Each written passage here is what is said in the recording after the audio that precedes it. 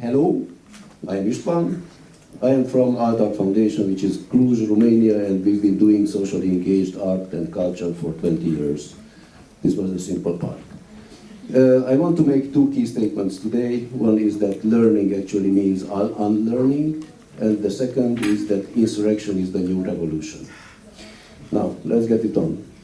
Exactly 1 week ago, I was in Portugal, in this village, which is called Castro Daire, pretty small, 5,000 people, and went to this school and meet some of these people.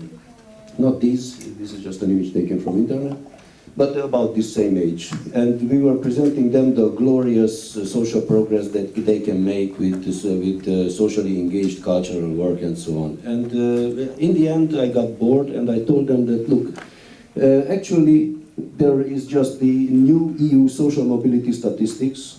You know, there are underclass, middle class, upper class. And actually, that statistics shows that in order to move from class to class, you need 6 to 11. 6 to 11, it's not working. So, guess what? 6 to 11 what? 6 to 11 generations. So you know. Oh, generations. So actually, if you are living in some of the great countries, Sweden, etc., you will probably, it takes you 5 generations to move from middle class to upper class, while if you live in armpit countries like Romania or Bulgaria, it takes you 11 generations. That's 300 years. Yes? So this is your chances of actually making it. And if I calculate here, there are, let's say, 35 people here. That means also, because of that statistics, that 6 of you will make it in a different social class. 3 up, 3 down. And the rest of you will die about the same social caste you were born in. Sorry, EU statistics from 1 week. Okay. So, this idea of social class was developed by Bourdieu, the social stratification idea, and it was contested a little bit by another guy called Castoriadis. The first was a French, the second was a Greek. And Castoriadis' idea was the revolution. He said that every now and then there are some shortcuts, like in science fiction movies, the wormholes, that make possible the transgression, the leap from one caste to another without passing all the social elevator, yes? And this is how, for example, the proletariat can become the ruling class, the new oppressor class in our cases. So, let's do the revolution. But actually, there is one bad news and one good news. The bad news is that actually you are not the revolutionaries. Just think back the EU statistics. Many of them won't even rebel against the system during your whole life. Sorry, statistics. And the good news is that revolution is not even the way to go. And I will develop a little bit on these two things. Okay. There are 4 major themes that I want to talk about. The first is the paradox of power. The second, you will read them. Okay. The first is the paradox of power. Actually, as it turns out, power creates and recreates the tools that it uses to validate itself, which is, for example, the law. Power creates the law, and later when you go to contest the law, they say, oh, what are you doing? This is the law. So actually, it's an ongoing circle in which they create the very tools which they validate themselves with. For example, I was once in Rennes, and I did an exhibition, and there were the revolutionary students, and I said, so what's your biggest problem? Because the pubs are closing down at 1 o'clock in the night and we have to go home when we would be partying. And said, so why don't you do something against it? But that's the law. You see the point? Okay. Good. The second is the pacification of the citizen. The pacification of the citizen is done, for example, with laws, but not only laws. Actually, there are laws and social norms, which are, if you want, the soft laws, but sometimes they can be harder than the laws. And every now and then when you would rebel and you would play the revolutionary and jump out of your role and from the social class, you will say, but what will the police say? But what will society say? Colleagues, mama, what will my guru from the mindfulness class say? Etc. This is not peaceful enough. This is not. So you in the end you don't do anything because you are so blocked. Actually, instead of being a human being, a free being, let's say, actually you are like a hand that has one glove over another glove over another. You are a hand in 10 gloves, and in the end you cannot even move your hand because of all the conditioning you have on yourself. Good. So, this is the multiple straitjackets I was talking about. So why is this bad? You will see. Now, the third thing is already that democracy as peace is a little bit tricky. We always imagine you have to play nice. Democracy is when there is peace, it's a social peace. And the idea is that to use this consensus-based definition, that means that we start to engineer consensus. Let's make it so that everybody's happy. Not everybody can be happy. Sorry. And everybody is not happy all the time. So you cannot reach it in other way than by social engineering, generally engineering consensus, which is pacifying the citizens, turning them into sheep. And you could imagine that peace is when everybody is at peace. But this is not peace. This is sheep. Yes? Okay. Are there alternatives? Yes.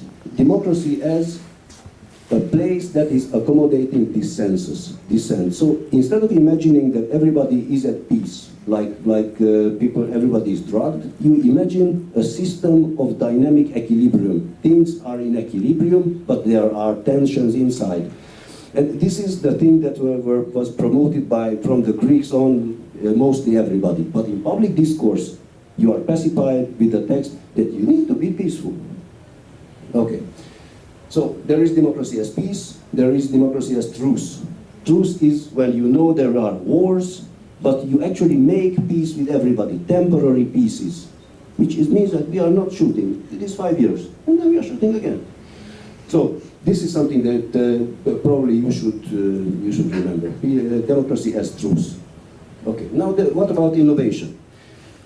These years we are always shouting about let's innovate, let's radically innovate, let's innovate the innovation, etc. It doesn't work that way. And it doesn't work that way because every time innovation means conflict.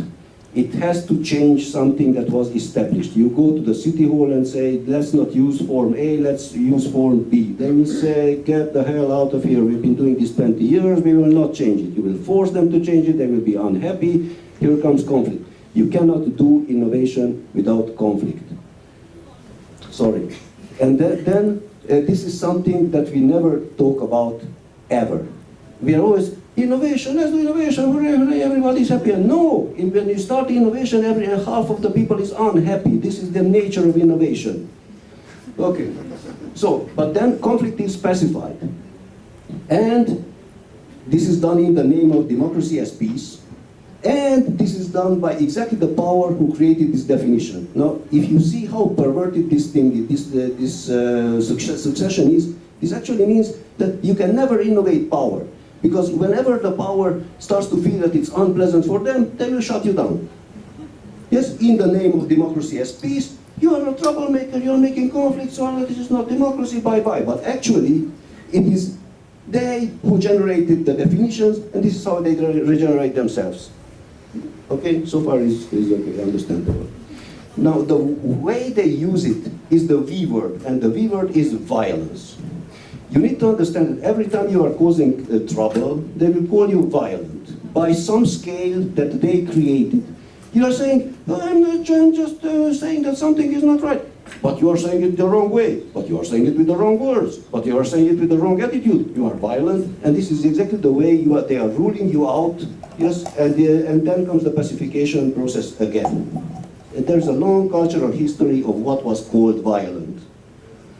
You need to, once if you have time, just check it out. Okay, so, if you want to do innovation, social transformation through innovation, then you need to assume the conflict, then you need to work with the definition of democracy as a place of dissent, yes? You need not to pacify the citizen with all kinds of, oh, we need to be peaceful, why are you using the ugly words, why are you conflictual? And despite you doing this, still comes the paradox of power, that the guys in power have the tools, the means, the words, the laws to rule you out. So it's a pretty much uphill battle. Where's the Indian colleague who said to me? No, it's not here. No, it's not here. Good. Okay, so now let's go a little bit to the Empathics Manifesto. What we see here is we need people and ideas. Okay, we are in need of work, we are of the philosophy they share. Okay, but the problem is that this looks a little bit, if I want to be brutal, not like inspiration, but these are disciples looking for gurus. And actually, there is a thing called the trauma of the guru, which is they cannot find disciples. Or the disciples going just for a weekend yoga class, for a 2-week yoga class, and then disappear. And every serious guru you can quote, I can quote you gurus, real living gurus, or just recently dead gurus, are always complaining that I cannot do my job. They come, they do 3 asanas, and they go. No, and actually, this is your story too. Remember again the social class stratification and the EU statistics. Yes. So when somebody starts to commit himself to do the revolution, to do the whatnot, the first thing that he has problem with, that he has no guys to do it with. Sorry, that's my experience at least. Okay, and let's go on. And the second is to navigate to a future where humanity lives in peace within and around the outer world. Now let's check it. There is the peace word again. Why so much peace? Okay, let's go on. But when I look at the word cloud, I did a word cloud from this manifesto, and what comes out is radical world reality. Looks pretty cool. And then, how can you put together radical with peace?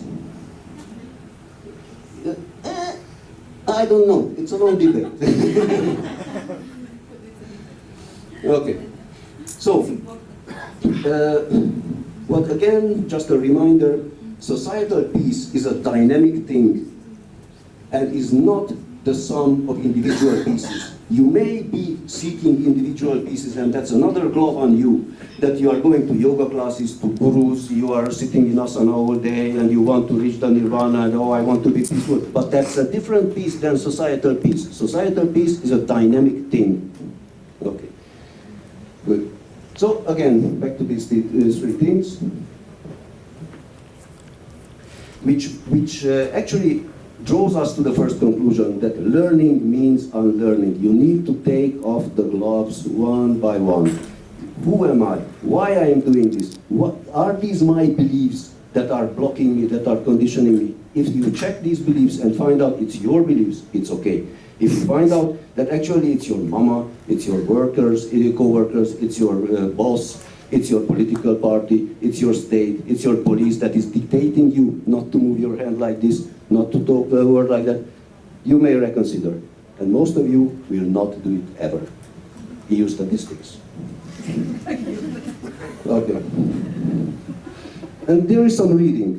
If you ever want to check this out, The Coming Insurrection, Temporary Autonomous Zone, The Dictator's Handbook is a really cool thing. We will do a workshop based on this Dictator's Handbook tomorrow. Okay? And, or if you don't want to read, you just have to sing. Emancipate Yourself from Mental Slavery. It's written by Bob Marley, and it describes it all. Actually, most of your slavery is in your head. Okay, all the conditioning. Now let's go to the second part of it. The insurrection is the new revolution. Okay, there are some new global trend forecasts, and what they say is that actually the probability of international conflicts is decreasing throughout the planet, but the international conflicts are increasing. Yes, and actually these conflicts will be located in cities, and actually this will be mostly irregular conflict, guerrilla-style conflict. So what we are looking at in the next 20 years is urban guerrillas in cities. It's not big wars, Germany versus France or whatnot. We are looking into intra-urban conflicts generated by 20 people who are running among the blocks, who are doing whatnot, guerrilla-style conflict. Good. Now, let's get back. This is 2 quotes that I like very much. One is, contemporary insurgencies don't want to overthrow power. They will just want to consolidate a better negotiating position for a non-state actor providing government services, in places where the state fails. Which means For example, in the jungle, there's a warlord, a tribal chief, and he doesn't want to overthrow the whole state. He just wants his trucks with drugs to pass without being controlled by the police. He wants the lake so he can construct a villa. He wants a better negotiation position. Never in his life he wants to be the president of that whatever country. He just wants a better living. That's it. So insurgents don't want to overthrow power. And the second thing is that contemporary powers don't want to pacify or squash insurgencies. When the insurgency is regenerated by structural oppression, the state may just choose to contain it. The typical case is what the Israeli state is doing with the Palestinians. They know that they cannot pacify them, they know that they cannot kill them all, so all they do is contain them. And they've been doing this for 20, 30 years, as long as it takes, and it's written officially in their military strategy documents. So it's not me inventing it. They don't want to win it. Yes, it's a logical choice. And this is what the world is going to these days. Actually, it's political negotiation. Insurgents try to get a better negotiating position, the others just try to contain them. That's it. Okay. Now, how bored are you? How tired are you? No. Okay, good. So, the V word. Actually, there was this guy, Weber, sociologist, whatnot, who said that the state is the structure that has the monopoly on violence. They can define what violence is. They can apply violence on you, and you shut up. Whenever you step out the line, oh, this is a violent guy. Yes, but they can do the violence on you, which is done by the gendarmerie, by the police, by the legal system, by the tax system, by the whatnot, by mostly everything. Okay, so what they are doing, the state is doing, is controlling you as a citizen, and second is providing governance services. This is the cost for them for letting you be controlled by them. Okay, now.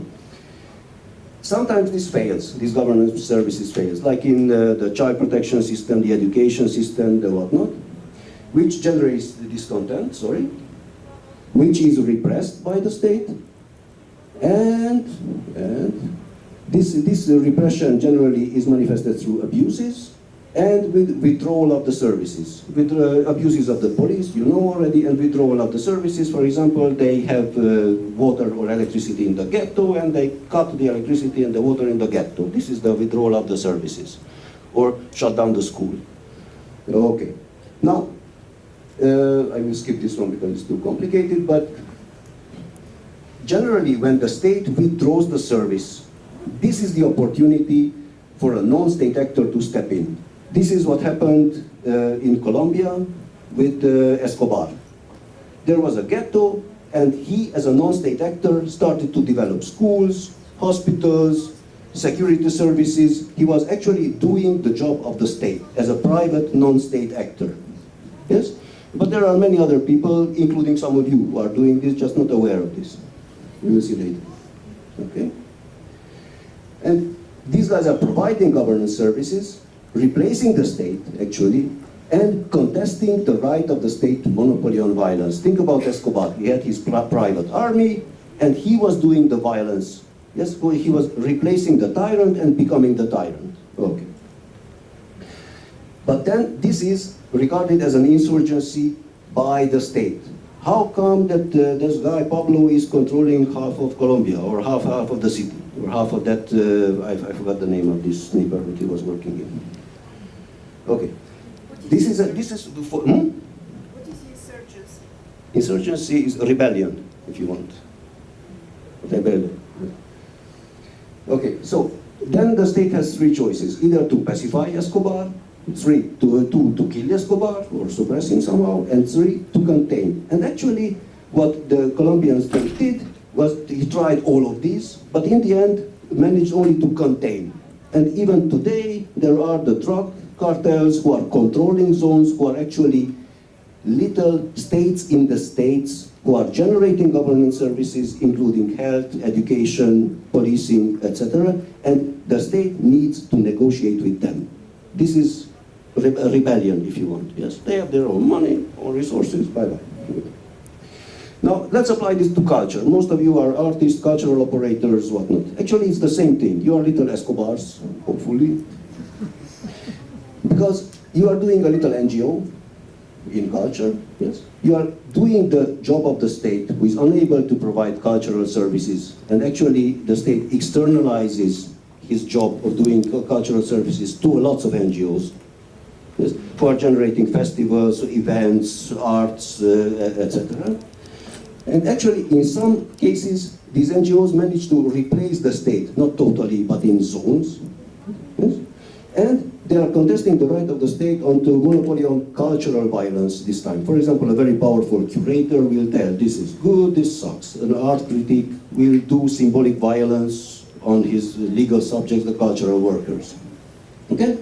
And therefore it becomes an insurgency which obliges the state to pacify, to suppress, or contain this cultural NGO, let's say. And usually the state tries all the three of them, and will only reach the state of containing after he couldn't pacify and couldn't suppress them.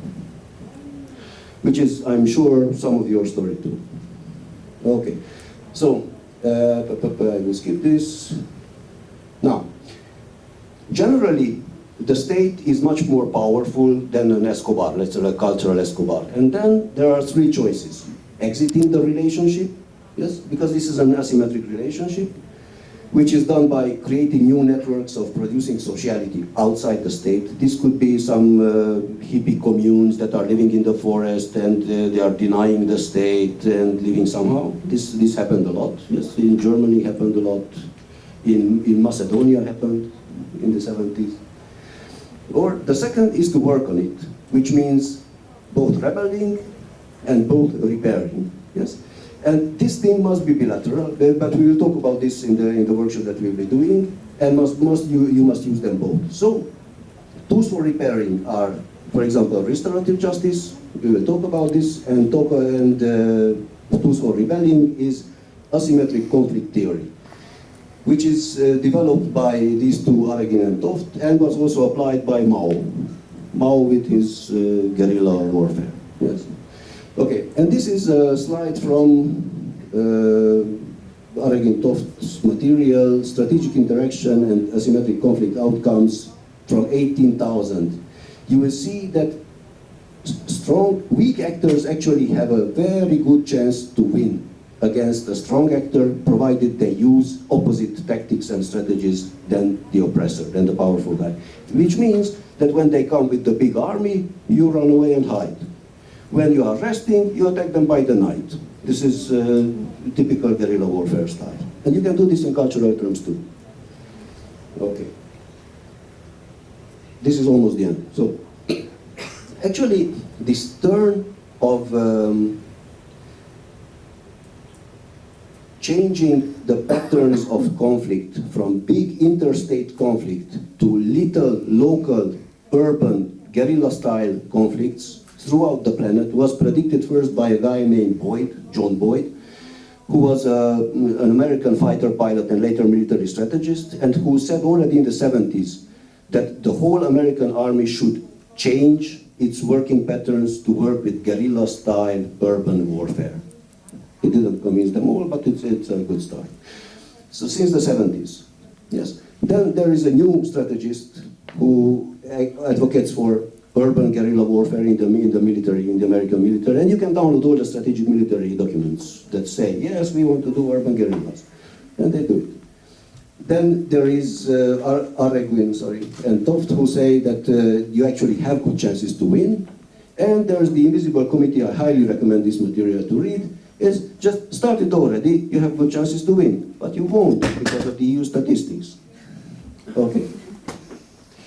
So again, you remember these things. Insurgencies will not want to overthrow power, they just want a better negotiating position, and the powers know this, and when they cannot pacify you or they cannot suppress you, they will just contain you. And that's it. And you can live by.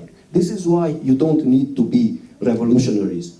You can be insurgents. That is an option, still open, despite the EU statistics. Okay? So, if you are feeling uncomfortable with this, that's all right, and it should be, because of the EU statistics.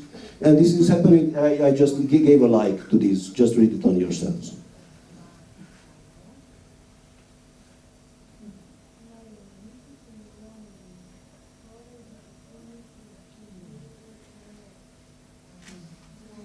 Okay, so it's a long, long process working on yourself, questioning every belief you have, taking off all the gloves over the gloves that were put upon you all these decades that you've been living. Yes? So, and some can actually do it. So, that's it.